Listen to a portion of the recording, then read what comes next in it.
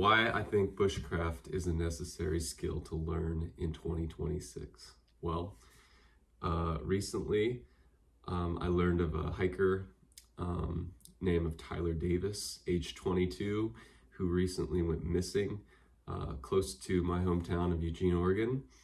I think he was day hiking up at Lookout Point Reservoir. He was a college student at University of Oregon. I graduated from University of Oregon last year. So this story is a little bit close to home in a number of ways, but ultimately I think he got lost while he was out hiking or maybe trail running, and he passed away. They finally found him after like 13 days. Search and rescue found him. The exact cause of death is not known yet. I have a feeling he probably died of exposure, hypothermia, something like that. It got me thinking though, the importance of knowing a little bit about outdoor skills and bushcraft in particular, because that's what I'm interested in. It got me wondering, could he have survived if he just knew a little bit of bushcraft skills? So I've made a video before about carrying gear, minimal gear, the 5 C's, which is cover, like a tarp, cordage to create a shelter, a container, usually a metal one, to boil water, combustion, fire, and then cutting, a knife. And if you have those five C's on you, or the ability to affect those things, I tend to think that you could spend a night in the wilderness and survive. You probably wouldn't be comfortable, but that doesn't really matter. And I'm just curious.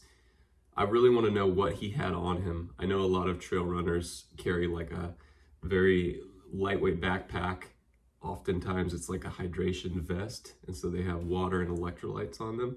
I tend to think he probably had his car keys and maybe a wallet. When he went missing, they found his car parked at a trailhead. But yeah, cause of death is still unknown. Again, I think bushcraft, to me, is an interesting hobby. I think it's a worthwhile hobby. It teaches me a lot of things about myself. It teaches me things about nature, things that I wouldn't know otherwise. Plant and tree identification. If you're practicing with a knife, for instance, it teaches you control of a tool, and it teaches you respect for the tool and patience.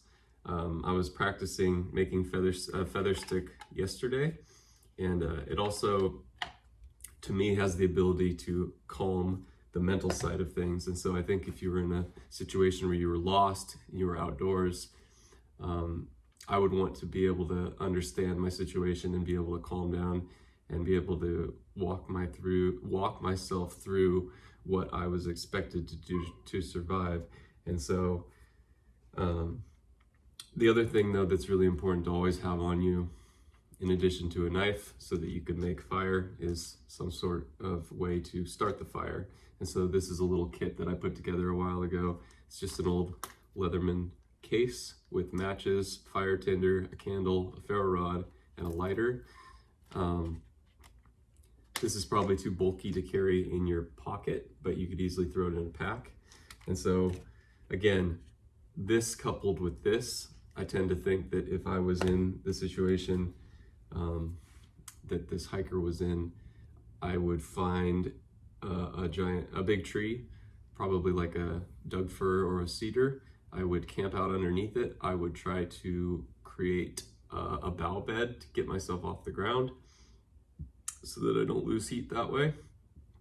And I would try to make a fire and stay warm, because the hardest thing to do in a situation when you're outdoors, I believe, especially if you're not prepared, especially if it's in one of the shoulder seasons where it's like spring kind of going into summer, it's going to be warm when you leave your car. It could be very cold at night.